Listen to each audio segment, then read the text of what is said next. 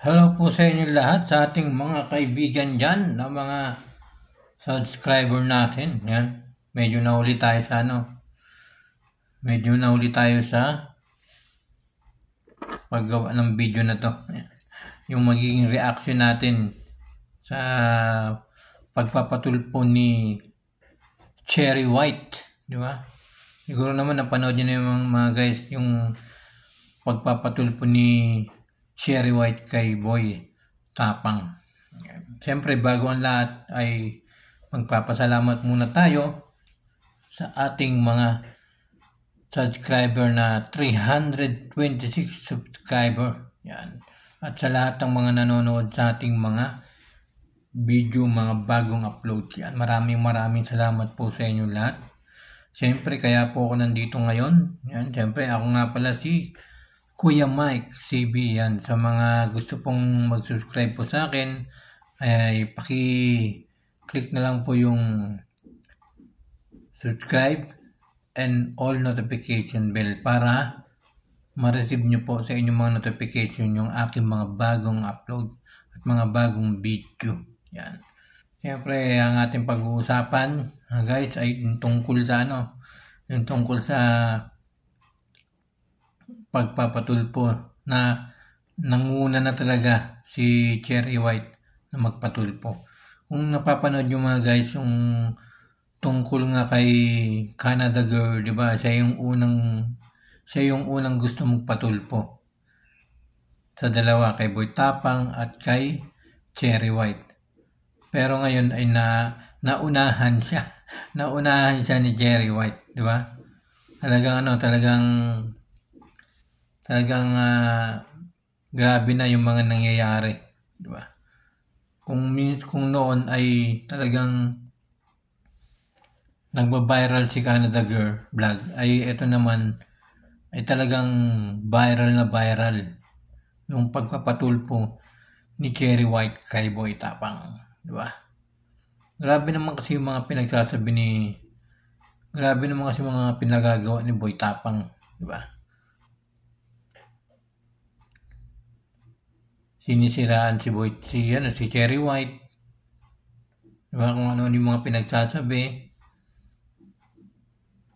Kasi pangit naman guys yung ganun pangit yung ganun yung lalaking madaldal, di ba? Pangit yung mga lalaki pa yung nagdadaldal sa mga pinagagawa nila. Diba? Hindi sana kung dapat hindi na nilalabas yun, di ba? Hindi na dapat nilalabas yung mga ganung bagay. Mga ganung ginagawa nila nung sila pa, di ba? Hindi na dapat nilalabas yun. Tapos, sabi ni Cherry White dun kay Senador Rapi Tulfo, pati yung pamilya ni Cherry White, dinadamay daw ni Boy Tapang. Diba? Napakapangit. Napakapangit yung mga ganun na mga salita. Tapos naninira pa kay Cherry White, di ba? Kung ano pa yung mga sinasabi, inuungkat yung mga nakaraan. Kumbaga daw, pumapatol daw sa matanda si Cherry White, pumapatol daw sa matanda. Ayan, sinabi rin niya ni Cherry White kay Senador Rapi Tulfo. Napakadaldal. Napakadaldal ni Boy Tapang. Kalalaking tao ay napakadaldal niya, di ba? Talagang hindi ko alam kung kanino ko maawa, di ba? Kung kanino ko kakampi, pero wala akong kinakampihan dyan sa dalawa na yan. Wala akong kinakampihan sa dalawa. Yung sinasabi ko lang dito, yung nakikita ko lang sa kanila, yun lang ang aking sinasabi. Nakakalungkot lang naman kasi nung unang-una, ang saya-saya nila. Masaya sila, di ba? Nagtatawanan, nagaligan, di ba? Nakikita natin sa kanilang mga content. Tapos ngayon, di ba? Si Boy Tapang kasi hindi kasi nakikinig yan sa mga ano. Si Boy Tapang hindi yan nakikinig sa mga kaibigan niya. Yan, medyo pili niya kasi na magaling na siya, di ba? Siya yung pinakamagaling. Siya yung pinakamagaling sa lahat ng Bisaya. Tapos dadawit niya pa yung mga malahatang Bisaya, di ba? Ang pinakaano doon mga guys, nung nakita natin yung video, di ba? Yung nakita natin yung video, yung nakikipag-away at nakikipagsagutan si Boy Tapang, di ba? Sa mga followers ni Cherry White. Kasi nga, ang kwento dyan mga guys, nung narinig ko, nung napanood ko kay Senador Rapi Tulfo, yung tungkol sa video na yun, ang sabi dun, mga followers daw yun ni Cherry White. Nakakaya naman na hindi pansinin. Siyempre, pag followers mo, dapat mamamansin ka. Di ba? Dapat papansinin mo sila. Makikipag-picture ka. Kaya lang, ang problema doon mga guys, sa pangyayari na yun, pinatagay pala si Cherry White daw ng mga lalaki na yun. Di ba? Pinatagay daw si Cherry White. Yun lang ang malaking problema. Diba? Lalo na kung hindi natin kilala o kung hindi niya kilala yung mga lalaki na yun. Mga followers niya. Puro lalaki, di ba?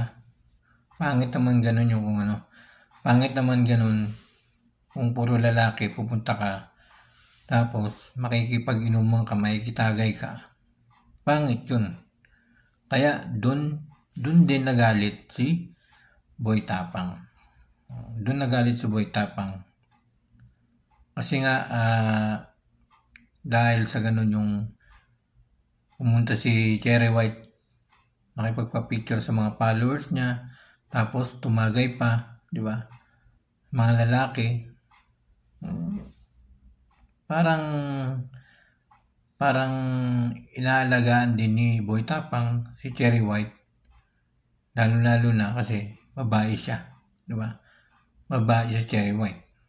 Siyempre, pag may kapatid kang babae, tapos pag-inuman sa mga lalaki na hindi niya kilala, siyempre, kakausapin mo yung kapatid mo, di ba?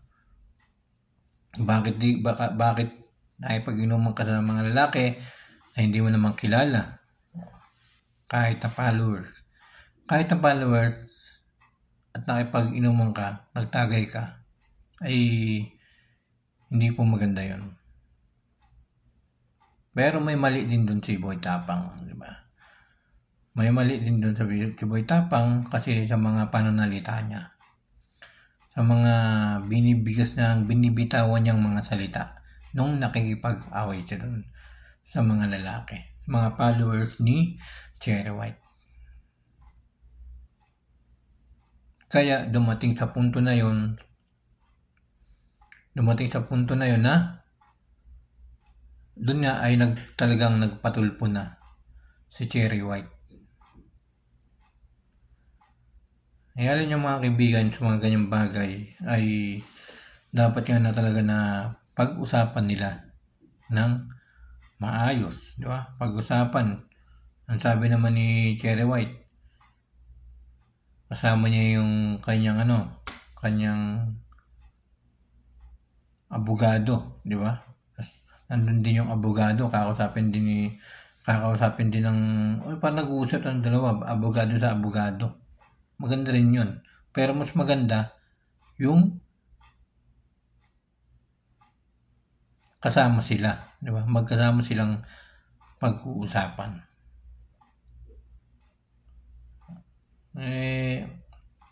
Ganun talaga yung buhay. Kaya lang, ang masasabi ko lang kay Boy Tapang, dahan-dahan lang kasi siya. Dahan-dahan lang. Dahan-dahan sa pananalita. Kasi nung una naman, okay naman yung si Boy Tapang para sa akin. Kasi parang tahimik. Tahimik siya. Nasundan ko yung mga video niya, yung mga kumakain siya ng mga insekto, di ba?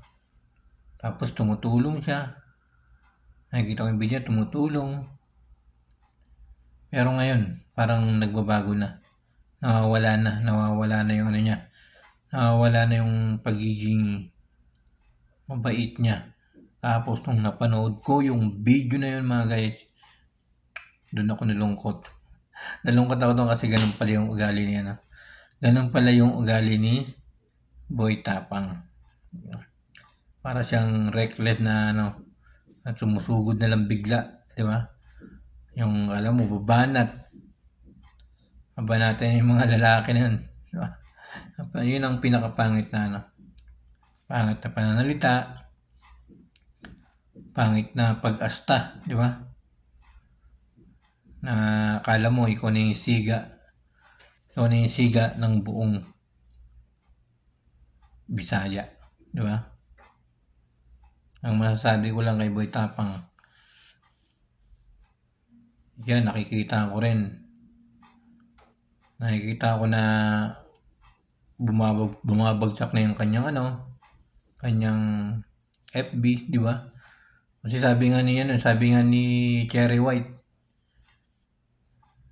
siya daw yung pinagbibintangan ni Boy Tapang na hinak ni Cherry White yung FB ni Boy Tapang, di ba?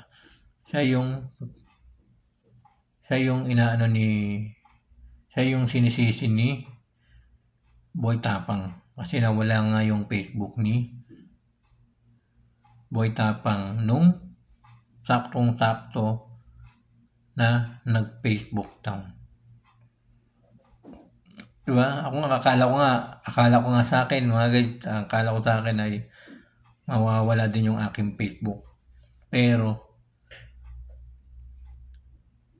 nung inano ko sa number, talagang pinaulit-ulit ko, nabuksan natin. Ano kaya kung itry ni Boy Tapang yun, no? Palagay nyo. Ano kaya kung itry ni Boy Tapang tapos bumalik yung kanyang Facebook? Siguro may problema lang sa number niya. Kaya maraming salamat po sa inyo lahat. At syempre, meron tayong advice kay Cherry White. Hindi mawawala yan. Kasi idol natin yan, Cherry White. Yan, sana kay Cherry White ay maging aral na din to. Maging aral na din yung mga nangyayari sa kanya. Yung mga bagay-bagay na na hindi maganda sa paningin ng mga tao. Di ba? Yung mga di naman natin inaasahan. Di ba? Mangyayari yung mga ganon. Sana, Cherry White, ngayong marami ng gulo, yan, marami ng problema, di ba? Siyempre, yung mga followers mo ay maapektuhan din yan, mga followers mo. Kaya sana ngayong nangyari na to, di ba? Sana magkaroon ng aral sa inyong dalawa, ni Boy Tapang at si Cherry White, yung mga ganitong pangyayari. Na napaabot na nga talaga kay Senador Rapi Tulfo in action, di ba? Kaya maraming salamat po at supportahan nyo rin po. Siyempre, si Cherry White, yan, supportahan nyo po yung kanyang YouTube channel and kanyang Facebook, Cherry White, yan, supportahan nyo po. At maraming salamat po sa inyong lahat. Hanggang dito na lang po yung ating real talk lamang to, diba? Real talk para kala Cherry White and Boy Tapang sa nangyaring pagpapatulpo ni Cherry White kay Boy Tapang. Sana maging aral. Maraming salamat po sa inyong lahat.